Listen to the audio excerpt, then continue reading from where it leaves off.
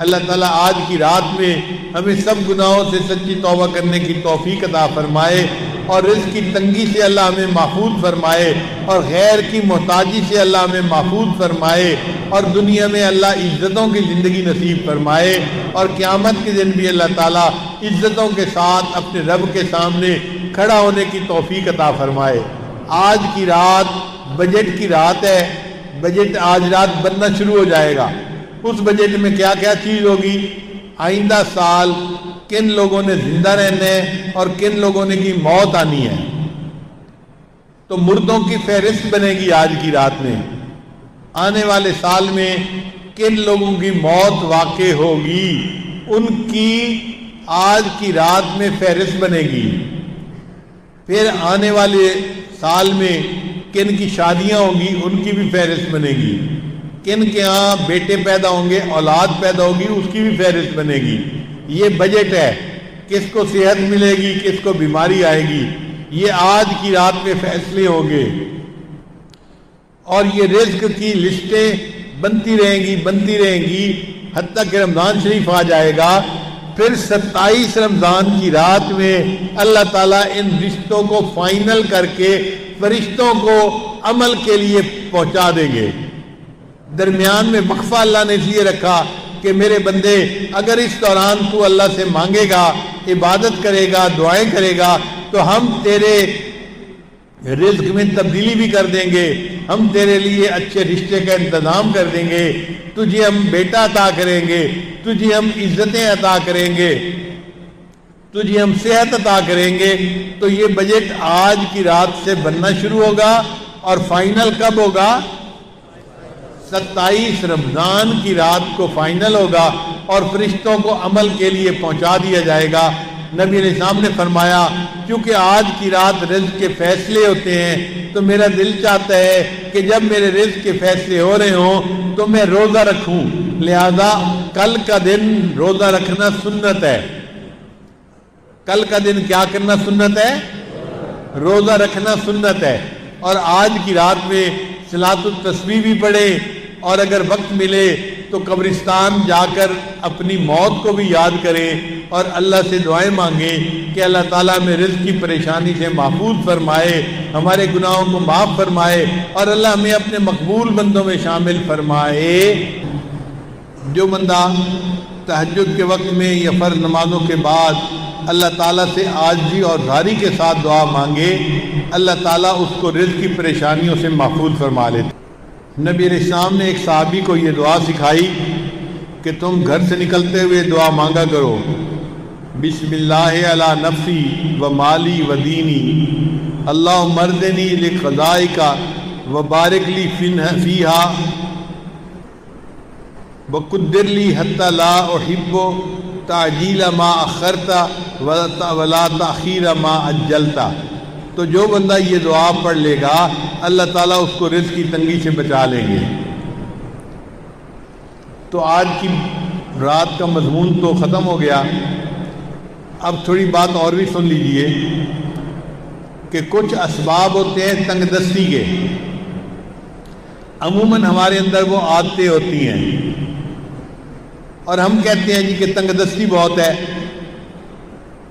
ہمیں چاہیے کہ جن چیزوں سے تنگ دستی ہوتی ہے ان اعمال کو چھوڑ دیں۔ پہلا عمل، کھڑے ہو کر جوتے پہن کر ننگے سر کھانا کھانا۔ آج کل شادیوں میں، دعوتوں میں ایک عام سی بات ہے، جوتے پہنے ہوتے ہیں، ننگے سر ہوتے ہیں اور کھڑے ہو کے کھانا کھاتے ہیں۔ اس سے اللہ تعالیٰ رزق میں تنگی فرما دیتے ہیں۔ دوسری بات، بیت الخلاء میں باتیں کرنا۔ تیسری بات، مہمان کو بوجھ سمجھنا۔ چوتھی بات، ہاتھ دھوئے بغیر کھانا کھانا اور بسم اللہ پڑھے بغیر کھانا کھانا، اس سے رزق میں تنگی ہو جاتی ہے۔ پھر پانچویں بات، کھانا ختم ہو جائے تو کھانے کے برتن کو اچھی طرح صاف نہ کرنا، اس سے بھی رزق میں تنگی ہوتی ہے۔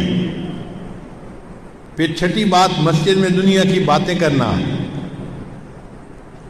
پھر ساتویں بات، مانگنے والے فقیر کو جھڑکنا، بھئی آپ کے پاس کچھ نہیں ہے دینے کے لیے تو محبت سے اس کو کہہ دے کہ بھائی آگے چلے جاؤ، جھڑکی نہ دیں۔ کئی لوگ اس فقیر غریب سمجھتے ہوئے اس کو جھڑکنا شروع کر دیتے ہیں، تجھے کہا نہیں، تو نے سنا نہیں، جاتا کیوں نہیں؟ تو فقیر کو جھڑکنے سے خود بندہ رزق کی تنگی میں مبتلا ہو جاتا ہے۔ پھر 7واں عمل، مغرب کے بعد بلا عذر کے سو جانا۔ عشاء کے بعد سونا چاہیے، مغرب کے بعد اگر بیماری ہے یا عذر ہے تو اور بات ہے، پھر اجازت ہے۔ اگر عذر نہیں تو مغرب کے بعد سونے کی عادت ہی بنانی چاہیے۔ پھر 10واں عمل جس سے رزق تنگ ہو جاتا ہے، بغیر عذر کے نماز قضا کر دینا۔ فجر نہیں پڑھتے، ظہر نہیں پڑھتے، عصر نہیں پڑھتے، مغرب نہیں پڑھتے، باتوں میں لگے رہے، نماز قضا ہو گئی۔ پھر 11واں عمل جس سے رزق میں تنگی آتی ہے، جھوٹ بولنا۔ اور آج کل تو جھوٹ بولنے کی ابتدا ماں باپ بچے سے ہی کر دیتے ہیں۔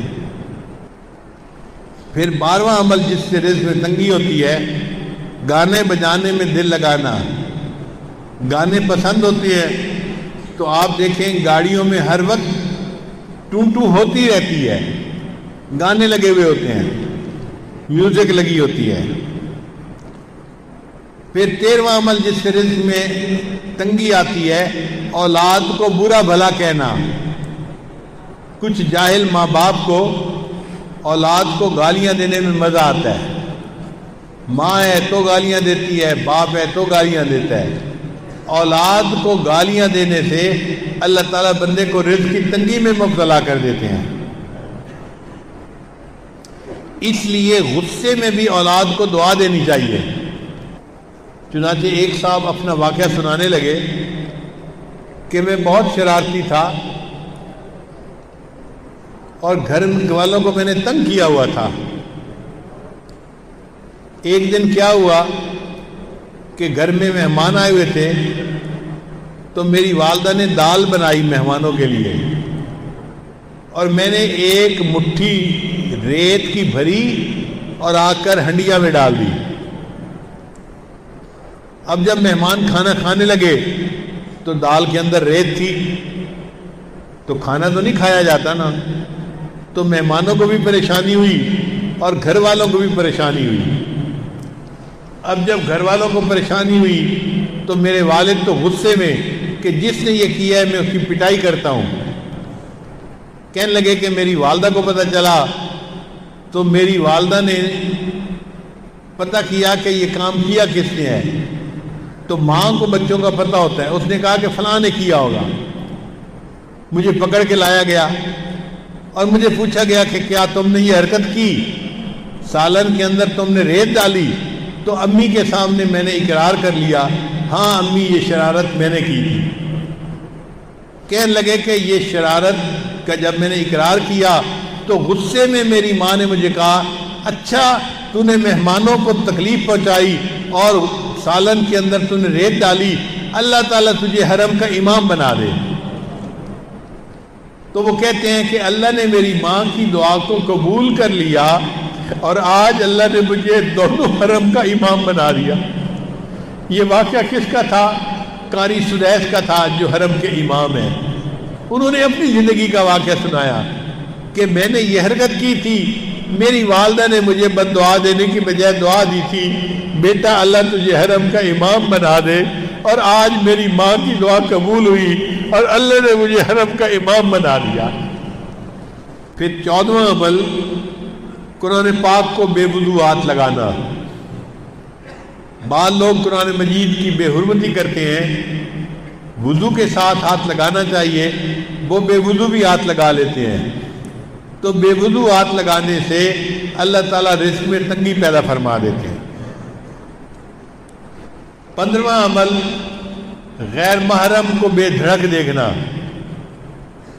بعض نوجوان سمجھتے ہیں کہ ہوتا تو کچھ نہیں، تو غیر محرم کو دیکھو مزے اڑاؤ۔ تو غیر محرम کو دیکھنے سے اللہ ताला बंदे को रिज़्क़ की तंगी में मुब्तला फरमा देते हैं। और 16वां अमल जिससे कि अल्लाह ताला रिज़्क़ को तंग कर देते हैं, अपने अहले खाना के साथ हर वक्त लड़ते रहना। ये गुनाह आज के दौर में आम हो गया है। जिस घर में देखो खामिद बीवी पे बरस रहा है और बीवी भी चुप नहीं करती, आगे से कोई ना कोई जवाब देती रहती है, इस नोक झोंक के बदले अल्लाह ताला रिज़्क़ की तंगी में मुब्तला कर देते हैं। आप देखें, जो लोग रिज़्क़ की तंगी की शिकायत करते हैं वो महसूस करेंगे कि वाकई हमारी ज़िंदगी में ये गुनाह मौजूद है। वीडियो के नीचे सब्सक्राइब के बटन पर क्लिक करें, बेल के आइकॉन पर क्लिक कीजिए ताकि हर नई वीडियो की नोटिफिकेशन आपको मिल जाए।